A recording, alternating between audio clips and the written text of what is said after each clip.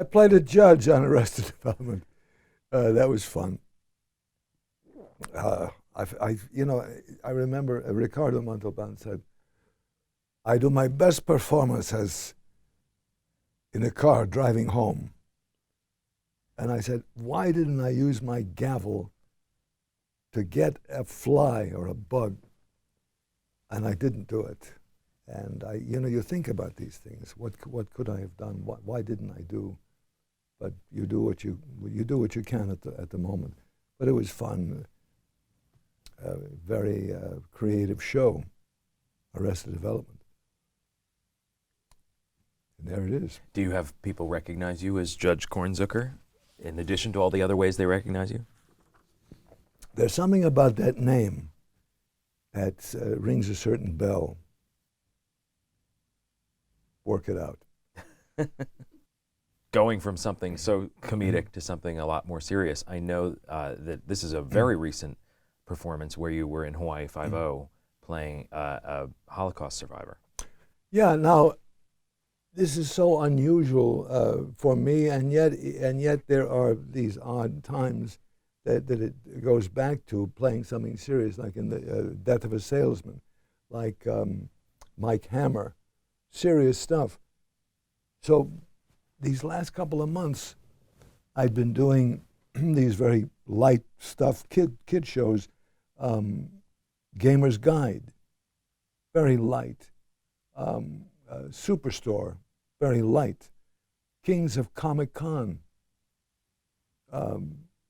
very free and light. And all of a sudden, I get asked to do the Hawaii Five-0 as a concentration camp survivor with a Polish accent. And of course, the Holocaust is very, very clear in my mind, and all of the unspeakable tragedy that people went through. It could have been my family. It could have been me at a different time. And the story that I told, I played a man who was about 90, a concentration camp survivor, and told a story about being in Auschwitz. And I had the yarmulke on, and it looked like a man who spent so much time alone in mourning for this life that he led, talking about my brother and my sister and myself being in a barracks in Auschwitz and having a 19-year-old Unterscharführer, who was the title of the young guy, couldn't have been more than 19 at the time, being in charge of our barracks, and one night dragging all three of us out of the barracks, holding a gun to my head and making me to choose which one of them, my brother or my sister, would live. And if I didn't choose, all three of us would die. So this is referring back to Sophie's Choice with Meryl Streep. So I understood that I had to choose. So I chose. And it's like I looked up with a God forgive me, I chose. And it didn't tell which one I chose, my brother or my sister. And at the end I said I didn't know what happened to this young man. He fled when the Soviet army came by. But it's difficult to know that this man might have gotten away with what he did. And that sets up the story of chasing the man, and the man spent the rest of his life on Molokai. And one of the inhabitants there said he did a lot of good things lately. He said, but that has nothing to do with the crimes that he committed 70 years ago. So he is captured and put to justice. But I mean, holy crap, that's just such a tearing story. And it's rather heavy for Hawaii Five-0. It's very heavy, very heavy. And I was thrilled to do it. Thrilled to do it because I love character stuff. And that just is a part of me that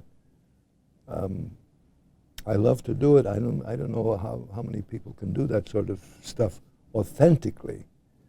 And I can, and I'm called upon to do it occasionally. I'm very grateful for that. But it was great fun seeing, and especially seeing Shai McBride, who is, some lovely thing happened with Shai. I had a call at 7:15 in the morning. He had a call. I look at the call sheet. He had a call about 4:15 in the afternoon. So I'm there at 7:15. He shows up. He said, "Mr. Kopell, I've never done this before, but I'm doing it now." He said, "When I was a kid, I sat around the TV with my family and we watched you as Siegfried." And he said, "I even imitated Siegfried. Schmaut!" And he does that thing. He said, I couldn't help myself. I got to come and just tell you that I love you. I love your work." So we had a hug early in the morning. And it was so great. I said to him, "Shai," and I've seen him in a number of things, I said, "You are so fucking good in everything you do." So it was so sweet to have respect from a fellow performer, and this guy is so good.